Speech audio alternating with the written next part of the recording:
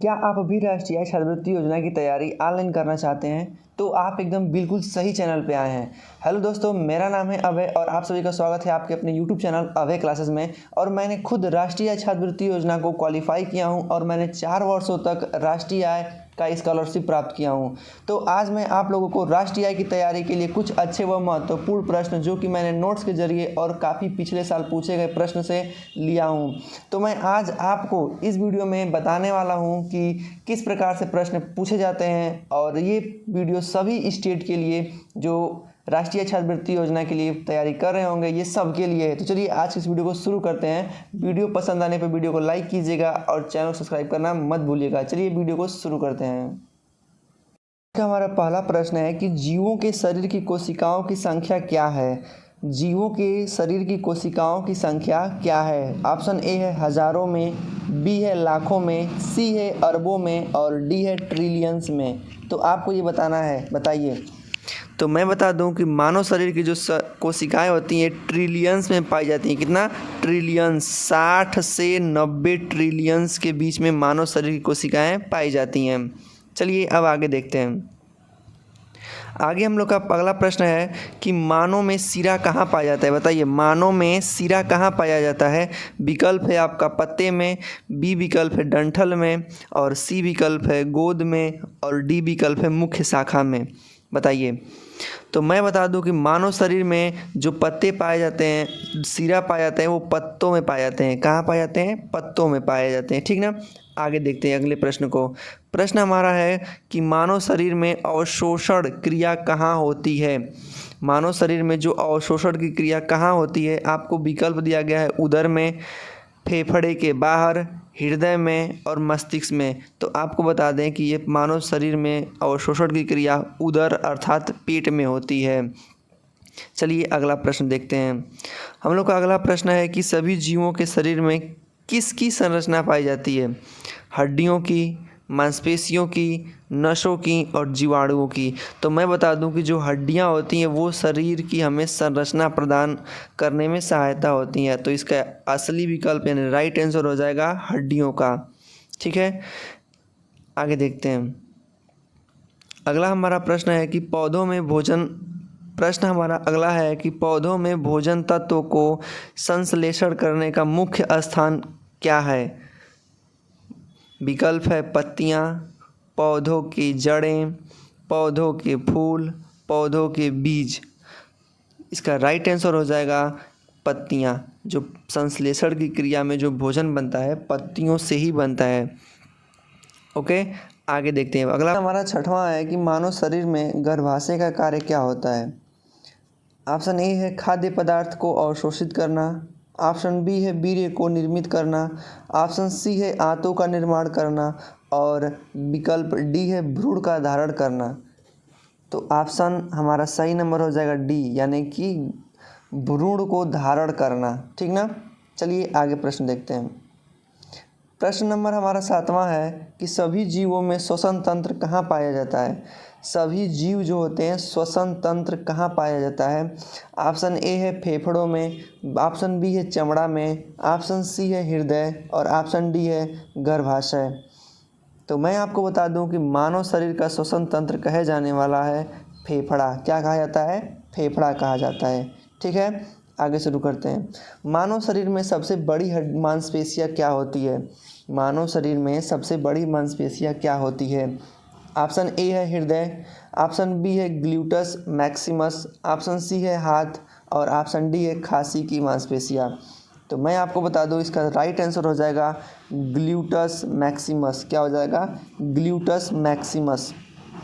ठीक है, आगे देखते हैं। प्रश्न नंबर अब हमारा दूसरा प्रश्न पृष्ठ पे आते हैं और प्रश्न नंबर 9 है कि पौधों में पानी और मिनरल लेने वाला अंग कौन सा होता है? बताइए, पौधों में पानी और मिनरल कौन सा अंग लेता है? पत्तियाँ, फूल, बीज, डंठल। तो मैं आपको बता दूं कि सबसे ज़्यादा ये पूछा गया प्रश्न है और इसका सटीक आंसर मिलता है ऑप्शन नंबर डी, यानी कि डंठल का। डंठल में ही पौधे जो होते हैं पानी और मिनरल लेते हैं। चलिए आगे देखते हैं। आगे का प्रश्न हमारा दिया गया है कि मानव शरीर में वीर्य निर्माण करने का कार्य कहाँ है। मतलब मानव शरीर में वीर्य का निर्माण कहाँ होता है। विकल्प है हृदय में, विकल्प सी है श्वसन तंत्र में, विकल्प डी है पुरुषांग में, और विकल्प सी है पुरुषांग में, और विकल्प डी है शिरा में होता है। यानी कि विकल्प नंबर सी हमारा सही आंसर हो जाएगा। यहाँ पे थोड़ा सा इस प्रश्न में गलती है, लेकिन इसका प्रश्न होगा कि मानव शरीर में वीर्य निर्माण कहाँ होता है, तो पुरुषांग में। ठीक है, आगे चलिए शुरू को देखते हैं प्रश्न नंबर हमारा पूछा गया है कि पौधों के लिए ऊर्जा का स्रोत क्या होता है। पौधों के लिए ऊर्जा का स्रोत क्या होता है, बताइए। सूर्य की किरणें, पानी, वायु, प्रकाश। तो पौधे का मुख्य ऊर्जा का स्रोत सूर्य की किरणें होती हैं। क्या होती हैं? सूर्य की किरणें होती हैं। ठीक है, चलिए आगे देखते हैं। प्रश्न पूछा गया है कि मानव शरीर में खून की बदलती रंगत का कारण क्या है। मानव शरीर में खून की बदलती रंगत का कारण क्या है। हीमोग्लोबिन, उच्च टाइफाइड, रंग केशिकाएँ एवं ब्लड प्रेशर। तो इसका राइट आंसर हो जाएगा, क्या हो जाएगा? हीमोग्लोबिन। क्या हो जाएगा? हीमोग्लोबिन हो जाएगा। अब देखते हैं अपने अगले प्रश्न को। प्रश्न है कि श्वसन प्रणाली में कौन सा अंग ऑक्सीजन को वायु में और कार्बन डाइऑक्साइड को बाहर निकालता है, बताइए। श्वसन प्रणाली में आप तो जान ही गए होंगे, आंसर दिख गया होगा। श्वसन प्रणाली में ऑक्सीजन को वायु में और कार्बन डाइऑक्साइड को शरीर के बाहर कौन निकालता है, तो फेफड़ा निकालता है। कौन सा निकालता है? फेफड़ा निकालता है। हमारा विकल्प नंबर ए है, जो कि फेफड़ा है। आगे प्रश्न है कि पादपों के लिए प्रकाश का सबसे महत्वपूर्ण स्रोत क्या है। पादप जो होते हैं प्रकाश के सबसे महत्वपूर्ण स्रोत कहाँ से प्राप्त करते हैं। विकल्प ए है चंद्रमा की किरणें, विकल्प बी है मिट्टी की नमी, विकल्प सी है जल, और विकल्प डी है सूर्य की किरणें। तो अभी तक आप नहीं बताए होंगे तो ये आप में कमी होगी। आपका विकल्प राइट आंसर हो जाएगा सूर्य की किरणें। सूर्य की किरणें से ही पौधे अपना भोजन प्राप्त करते हैं। चलिए बताना है आपको कि मानव शरीर का आंतरिक तंत्र को क्या कहा जाता है। मानव शरीर में जो आंतरिक तंत्र होता है उसे क्या कहा जाता है। विकल्प देख लेते हैं। विकल्प दिया गया है चटपटानुवाद, नर्वस सिस्टम, पाचन तंत्र, और विकल्प दिया होगा प्रतिरोध तंत्र। तो आपको बता दें कि मनुष्य के शरीर का जो आंतरिक तंत्र होता है उसे नर्वस सिस्टम कहते हैं। क्या कहते हैं? नर्वस सिस्टम कहते हैं। नर्वस सिस्टम कहते हैं। चलिए प्रश्न हमारा है कि सूर्य की किरणों से ऑक्सीजन उत्पन्न करने वाले पादप का कौन सा अंग है, बताइए। सूर्य की किरणों से ऑक्सीजन उत्पन्न करने वाला पादप का कौन सा अंग है। तो सूर्य की किरणों से बता सकते हैं कि ये पादप की कौन से अंग है, तो पत्ते हैं। कौन से हैं? पत्ते इसका सही विकल्प हो जाएगा। अब तक हम 16 प्रश्नों को देख चुके हैं और आपको ये समझ में आ गया होगा कि प्रश्न को देखे कि हाँ ये किस प्रकार के प्रश्न हैं। यानी कि इन प्रश्नों के पीछे काफ़ी मेहनत किया गया है और आपकी किताब से छाँट के ये प्रश्न बनाए गए हैं जो सीधे आपके एग्ज़ाम में आए हुए हैं पहले का। तो आपके लिए इतना मेहनत किया जा रहा है, तो जस्ट आप एक मोटिवेशन के लिए आप इस वीडियो को लाइक कर दीजिए और चैनल को सब्सक्राइब कर दीजिए और अपने दोस्तों में भी शेयर कर दीजिए, जिससे हमें ये उत्साह मिलता है कि हाँ हमारी द्वारा बनाया गया कुछ प्रयास आप मेरे छोटे भाइयों को पसंद आ रहा है, जो देख रहे हैं, लाइक कर रहे हैं, तो और अंदर से बनाने का प्रेरणा स्रोत मिलता है। तो आप भूलिएगा मत, प्लीज़ इस वीडियो को लाइक ज़रूर कर दीजिएगा। आइए प्रश्न देखते हैं कि जैविक घटकों की भूमिका से संबंधित है। ये प्रश्न आपके पेपर में एकदम आया गया, एकदम सेम टू सेम लिया गया है। जैविक घटकों की भूमिका से संबंधित है। विकल्प ए है खाद्य प्रसंस्करण, विकल्प बी है श्वसन प्रक्रिया, और विकल्प सी दिया गया है सूर्य प्रकाश के उपयोग में फोटोसिंथेसिस, और विकल्प डी दिया गया है उपयुक्त सभी। यानी जैविक घटक की भूमिका में सभी आ जाते हैं, इसलिए दिया गया है उपरोक्त सभी। इसका राइट आंसर हो जाएगा डी विकल्प। आगे श्वसन उत्पादन में सहायक रासायनिक घटक होता है। श्वसन उत्पादक में सहायक रासायनिक घटक क्या क्या होता है? तो बताइए कि क्या कार्बन डाइऑक्साइड होता है, क्या ऑक्सीजन होता है, क्या ग्लूकोज होता है, या उपयुक्त सभी होता है? बताइए। तो इसका सही विकल्प हो जाएगा कि नहीं, सभी नहीं होता है, ऑक्सीजन, यानी विकल्प बी हो जाता है। क्या होता है? विकल्प बी हो जाता है इसका सही आंसर, ऑक्सीजन जिसको बोलते हैं। प्रश्न है, यदि देह में विटामिन डी की कमी हो जाए तो कौन सा रोग उत्पन्न होता है? एकदम बहुत ललन टॉप क्वेश्चन, सबसे रिपीटेबल क्वेश्चन, बार बार पूछा गया, इस पर डबल स्टार एकदम। शरीर में विटामिन डी की कमी से कौन सा रोग होता है? तो आप बता दीजिएगा कि सर रिकेट्स होता है। विकल्प नंबर ए रिकेट्स होता है। आगे देखते हैं। प्रश्न हमारा दिया गया है कि तंत्रिका ऊर्जा का मुख्य स्रोत क्या होता है? जो तंत्रिका ऊर्जा होता है उसका मुख्य स्रोत क्या होता है? तो क्या कार्बोहाइड्रेट होता है, क्या प्रोटीन होता है, विटामिन होता है, या वसा होता है? तो इसका सही विकल्प हो जाता है कार्बोहाइड्रेट्स होता है सर। विकल्प नंबर ए हो जाता है। ठीक है, आगे देखते हैं। प्रश्न है कि पहले दिन में आहार राशि में सबसे अधिक क्या होता है? आहार राशि में सबसे अधिक क्या होता है? तो बताइए कि क्या प्रोटीन होता है, विकल्प बी विटामिन होता है, विकल्प सी कार्बोहाइड्रेट्स, या विकल्प डी पोषक तत्व? तो इसका सही आंसर हो जाएगा कार्बोहाइड्रेट्स होता है सर। क्या होता है? कार्बोहाइड्रेट्स होता है सर। चलिए आगे देखते हैं। प्रश्न है कि पौधों में ऊतक किसे कहते हैं? पौधों में ऊतक किसे कहते हैं? तो बताइए कि नकली मछली को, शाखाएं को, छिद्रांश को, या बीज को? तो इसका राइट आंसर जाता है किसको? शाखाएं को जाता है। किसको जाता है सर? इसका राइट आंसर जाता है जो शाखाएं को जाता है, विकल्प नंबर बी। प्रश्न नंबर 23 23वां प्रश्न है, और अभी तक आप वीडियो को लाइक नहीं किए हैं, वीडियो को लाइक कीजिए और चैनल को सब्सक्राइब कीजिए। आप यहाँ तक पहुँचे हैं, इसका मतलब आप इनको प्रश्न अच्छा लग रहा है और आप मेहनत को देख भी रहे हैं। चलिए आगे देखते हैं। प्रश्न है कि मांसपेशियों को हिला देने वाले ऊतक को क्या कहते हैं? क्या विकल्प नंबर ए छिद्रांश कहते हैं, विकल्प बी अस्थि कहते हैं, विकल्प सी स्नायु कहते हैं, या विकल्प डी मांसपेशियाँ कहते हैं? तो इसका विकल्प सी नंबर हो जाएगा कि इसे स्नायु कहते हैं। क्या कहते हैं सर? स्नायु कहते हैं।